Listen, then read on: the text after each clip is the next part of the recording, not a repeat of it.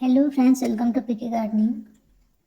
टीबू चाइना यानी कि बेगम बहार ये एक बेहद खूबसूरत हार्डी और परमानेंट फ्लावरिंग प्लांट है।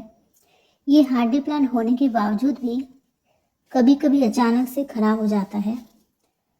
आखिर वो कौन सी गलतियां हैं जिसकी वजह से नर्सरी से लाया गया एक हेल्दी सा प्लांट हमारे पास आकर कुछ दिन, महीने में या फिर साल भर में मर जाता है। चलिए वो सारे वजह जानते हैं। तो सबसे पहला जो वजह है रिपोर्टिंग।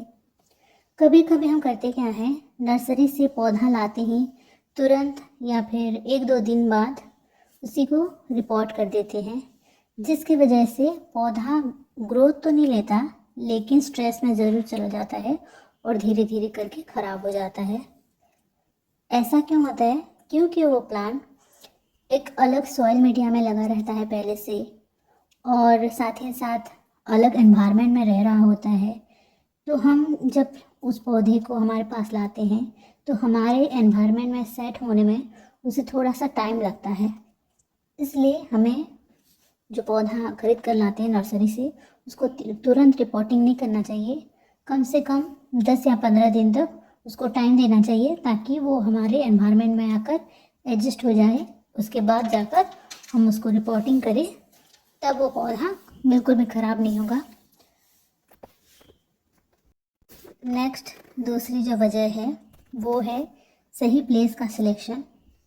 टीबू चाइना हार्डी प्लांट है लेकिन ये डायरेक्ट सनलाइट में नहीं बच पाता।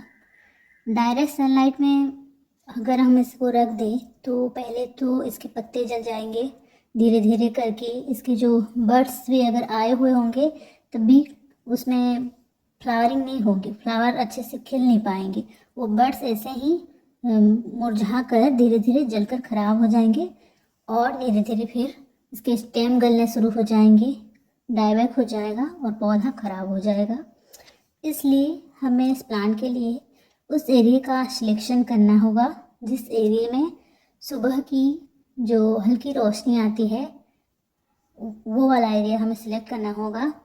आपके गार्डन में आप वो एरिया सिलेक्ट करिए जहाँ की सुबह मॉर्निंग एक आधे घंटे की सनलाइट हो, या फिर अगर बड़े पेड़ हैं आपके यहाँ तो छन छन की जो रोशनी आती है उसी एरिया में इसको आप रखिए। ये ब्राइट लाइट में या फिर इनडायरेक्ट सनलाइट में बहुत अच्छा चलता है और कभी ख़राब भी नहीं होता। हाँ, और एक बात मैं आपको बताना चाहूँगी कि प्लांट को आप बार बार लोकेशन चेंज मत करिएगा। आज छाँव में रखिए, कल हल्की सनलाइट में, परसों डायरेक्ट सनलाइट में। तो ऐसे बार बार लोकेशन चेंज करने से भी प्लांट एडजस्ट नहीं हो पाता और ग्रोथ नहीं लेता, ख़राब हो जाता है। इसलिए आप जहाँ पर रख रहे हो शुरू से कोशिश करिएगा कि उसी एरिया में ही आप उसको लॉन्ग टाइम तक रखें। नेक्स्ट है परफेक्ट पॉटिंग मिक्स।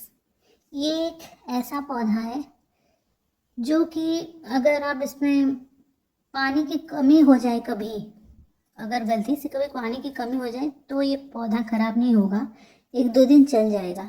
लेकिन अगर इसमें ओवर वाटरिंग हुआ तो ये सडन इसका स्टेम जो है, इसका एक स्टेम एक्चुअली होलो स्टेम रहता है, तो ये ख़राब हो जाता है और फंगस अटैक बहुत जल्दी करते हैं इसमें।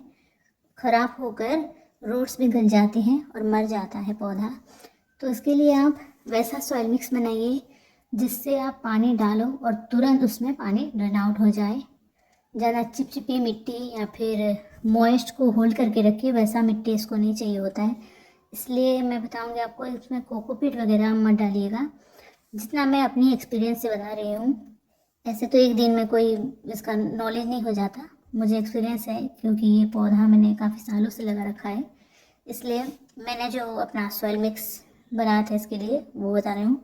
40% जो है गार्डन सॉइल, 30% सैंड और 30% गोबर का खाद या फिर वर्मी कंपोस्ट अगर है आपके पास, या फिर किचन वेस्ट, जो भी पुराने किचन वेस्ट, वो खाद डालिएगा। एक मुट्ठी नीम खली और आधा चम्मच सुपर फास्फेट, इसको अच्छे से मिलाकर एक 10 से 15 इंच का गमला इसके लिए सिलेक्ट करेगा। पौधा अगर छोटा है तो 10 इंच का गमला इसके लिए अच्छा रहता है। अब मिट्टी का गमला ले सकते हो उसके लिए, और प्लास्टिक के गमले में भी काफ़ी टाइम तक अच्छे से रहता है, क्योंकि ये छाँव वाला पौधा है तो प्लास्टिक के गमले में भी ये ख़राब नहीं होता। जब आप पौधा लगा रहे हो तो ड्रेनेज होल को अच्छे से चेक करिएगा। ड्रेनेज होल में एक ठिकरी या फिर दिवाली के दिए, जो पुराने दिए होते हैं, उसको उल्टे करके रख दीजिएगा ताकि वो ड्रेनेज होल मिट्टी से ब्लॉक ना हो। उसके बाद आप वो पॉटिंग मिक्स में अपने प्लांट को अच्छे से लगाइएगा।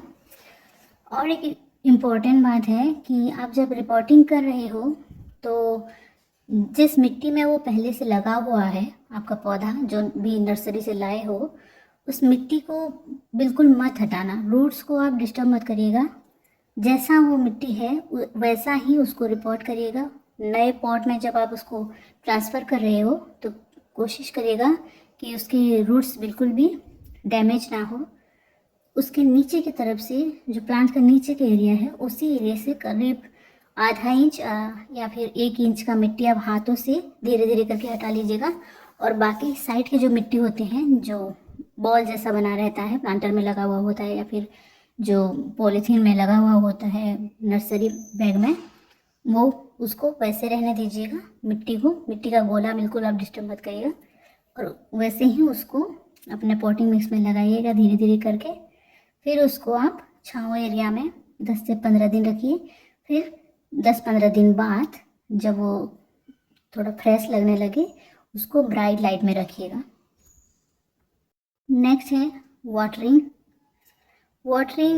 तो इसका ऐसा कोई रूल्स नहीं है कि समर है तो रोज़ ही पानी डालना होगा, विंटर है तो स्किप करके पानी डालना होगा, ऐसा बिल्कुल भी नहीं है। जब भी इसका मिट्टी बिल्कुल ड्राई लगे तब जाकर आप इसमें पानी डालिएगा। जब तक इसकी मिट्टी मॉइस्ट हो आप बिल्कुल पानी मत डालिएगा, क्योंकि पानी की कमी की वजह से पौधा ख़राब नहीं होता।